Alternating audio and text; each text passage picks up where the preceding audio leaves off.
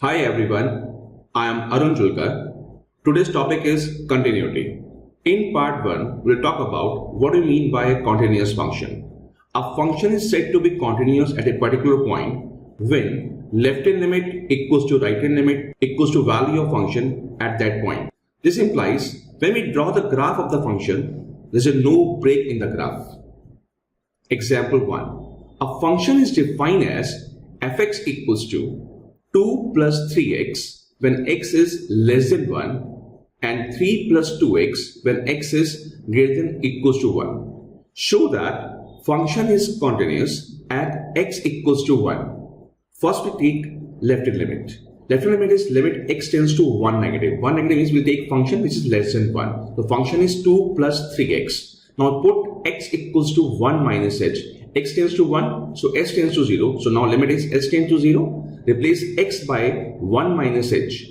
Now after putting limit, we'll get 5. Now the right hand limit x tends to 1 positive. 1 positive means we take function more than 1. And the function is 3 plus 2x. And now we put x equals to 1 plus h. X tends to 1, so h tends to 0. Limit h tends to 0. Now replace x by 1 plus h. And after putting limit, we'll get answer 5. Now we calculate the value function at 1. So which is 3 plus twice of 1 which is equals to 5. Because left hand limit equals to right hand limit equals to value function at 1. So function is continuous at x equals to 1. Next example. A function is defined as fx equals to mod x divided by x when x is not equal to 0 and minus 1 when x equal to 0. Show that function is discontinuous at x equal to 0. First we take left hand limit. Left hand limit is limit x tends to 0 negative. And we take function mod x upon x because when x is less than 0 or more than 0, we will take same function. Now put x equal to 0 minus h because x tends to 0, so h tends to 0. Replace x by 0 minus h. And now we'll get h upon minus h. And after calculation, we'll get the left hand limit minus 1. Now the right hand limit x tends to 0 positive. Function is again mod x upon x. Put x equal to 0 plus h. X tends to 0, so s tends to 0. Limit s tends to 0, replace x by 0 plus h.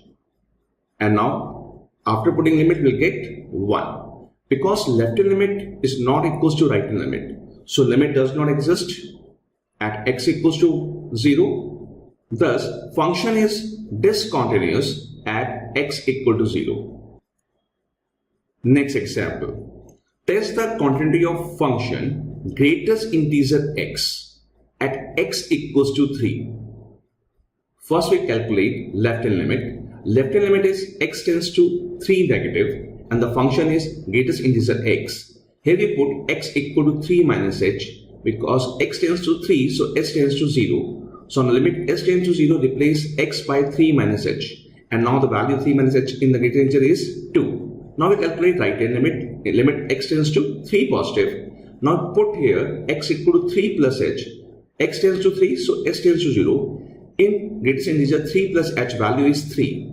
Since left hand limit not equals to right hand limit, so limit does not exist at x equals to 3. Thus function is discontinuous at x equals to 3.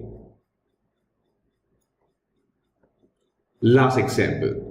Test the continuity of function x minus greatest integer x at x equals to k, where k is an integer, or you can say that k belongs to an integer. First we calculate left hand limit. Left hand limit is limit x tends to k negative and function is x minus greatest integer x. We put x equals to k minus h. X tends to k, so h tends to 0. So limit h tends to 0, k minus h. Again in greater integer minus k minus h, and the value of k minus h in the greater integer is k minus 1, and after calculation limit we'll get answer 1. Now the right hand limit x tends to k positive. Function is x minus greater integer x. Put x equals to k plus h. X tends to k, so h tends to 0. Replace x by k plus h. In greatest integer, the value of k plus h is k. And after calculation, we'll get right hand limit equals to 0. Since left hand limit not equals to right hand limit, so limit does not exist at x equal to 0.